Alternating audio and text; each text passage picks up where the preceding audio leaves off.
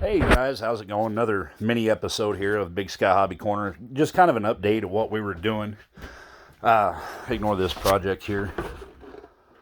For our 4-star 40, I did not film this part of the striping, okay, because it was a total experiment. I wasn't sure how it was going to work out. But all I did, I just put a copper plate stripe on the fuselage here, and it extends back and tapers down to the elevator, or the horizontal stab, and we extended it out there on both sides. Now you're probably feeling cheated right now because I didn't show you how to tape all this stuff off. I apologize, but like I said, it was a total experiment, and I wasn't sure if it was going to work out too well or not. So what I'm going to do on the wing, I just now put the first side second coat on the wing. I had some stuff I had to fix on that because I didn't seal the wood, because I was told you really don't have to, but I had some soaking issues. The wood was drawing the pigment into the wood instead of just staying on top. So I fixed that, and the way you fix that, your sealer, your 50/50, what I did, I just did a 50/50 thinner and butyrate, and I just sprayed a heavy coat on it, okay? In between coats, you want to take some Quad-Ot steel wool. This is a piece I've been working with. You get it at Walmart, and I think it's like $3 or $4 for 12 pads. And wipe it down real good with that. What you're doing, you're kind of scoring that surface to accept the next coat of butyrate. So once I get all the blue on the wing, we'll have a striping video, okay? So I'll show you how to lay out the tape. And the tape you want to get is frog tape. Don't get the cheap white masking tape because you'll hate yourself. It's the green stuff, comes in a plastic container. And what it does, it seals really well. It's what you want to use, okay? So when I get all the blue on the wing, and get it coated really well, we'll do a video on how to lay stripes. I still got to figure out exactly what I want to do on the wing for the stripes. One thing I figured out, curves are kind of hard to get them to look right.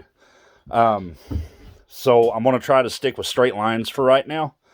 And I did learn a few things. You got to be careful when you're cutting your tape. But we'll cover all that when we stripe the wing. And you guys, happy flying, happy building. Just remember, enjoy this wonderful hobby we have. It's hurting right now. So find a kit and build it. If you're scared of building, go way back in my videos and watch the PT20 build. I simplify it for you. By all means, it's actually a lot of fun. And where I live here in Montana, we got 6 months of winter, so that's a lot of build time. So go find a kit, build it. Watch the covering videos. I'll show you how to cover it. I'll show you how to install a motor.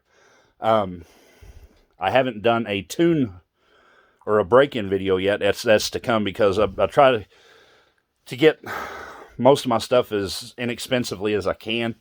And most of the motors that I get are already broke in, but we may just go through a break-in process anyway on one. We may do that on the 4-star 40 just to show you how it's done.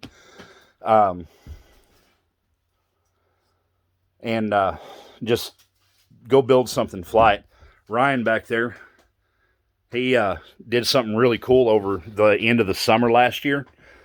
We went, where was we when you designed your first Wacky Wonder? We were, I think... Because you came home and, you just started cutting. We were at the flying field, and Eric, remember that edge? Yeah. Right? That foam edge that I had? Right. That I wanted. And then he had the yak up there. Uh-huh. And I wanted that. But right. Then, what is it called? Not the Maker's Foam, that one guy that you work with, where he makes those airplanes? What it has, like, the racing stuff on it, and the red?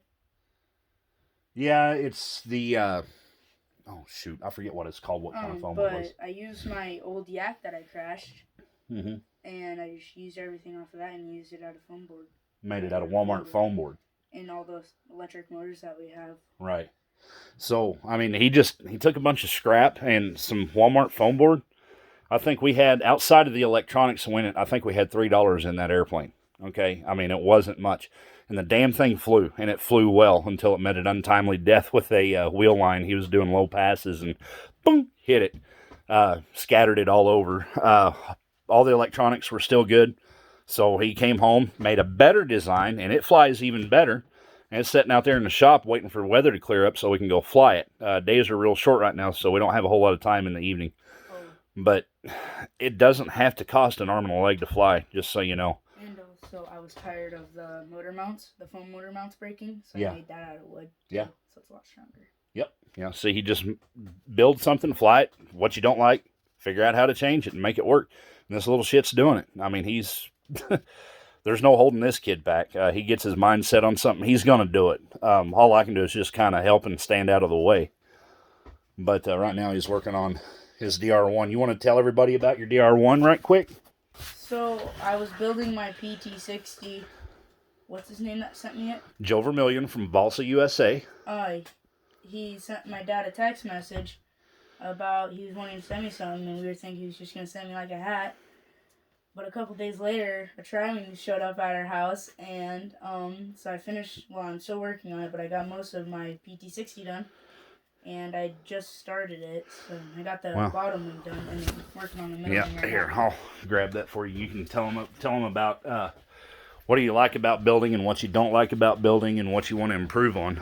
Alright, I like building, I just like building, but the one thing that I don't like about a kit is covering. I don't really like it.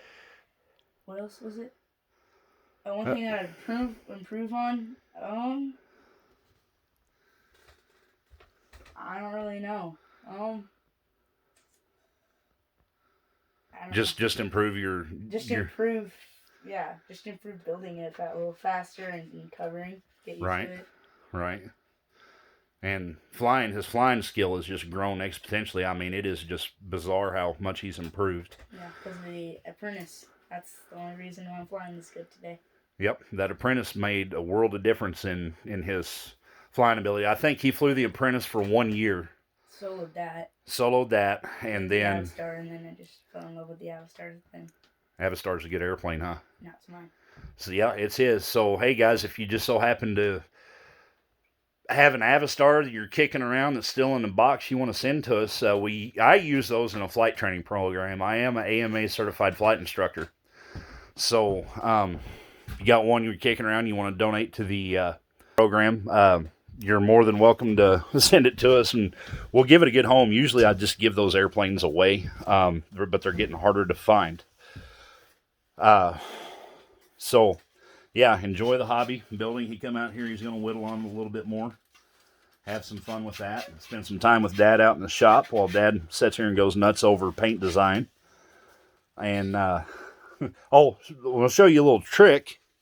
Okay, see the DR1 right quick. Okay, the DR1, the trailing edge. See how it has those ripples in the trailing edge? Well, we have they give you a pattern to follow. Flip it over there. This is already shaped. This one is already shaped, the bottom one, I'm sorry. So when you put the top piece on, it's solid and you have to sand everything to match. And we were trying to figure out a way to just do that without gouging or anything. So what we did, we took a spray can, Supertech, WD-40 generic. And we took some 3M spray glue and then attached the sandpaper to the side of the can, and that radius matches what needs to be sanded out perfectly. So we just use that to kind of make everything match. Yeah. So he's kind of working on that, doing the fine tuning right at the moment, and then we're gonna put it back up on the plan board and finish the sheeting and put the leading edge on. He's gonna do his favorite part, running the razor plane, shaping the leading edge, and then it's gonna be Sand City for a little while, and then we'll move on to the top wing, and then you know what's after the top wing? The body. The fuselage, that's right. That's the part we can't wait to get together. And I got to put in an order to Dubro to get some scale parts for this. And also the scarf, the guy. Yeah, we got to get... and the wheels. What's his name? Who flew the Red Baron? Bloody Baron. No. No, it's... I don't know. John something? John Holmes flew the... John Holmes. No. He was an adult filmmaker, son.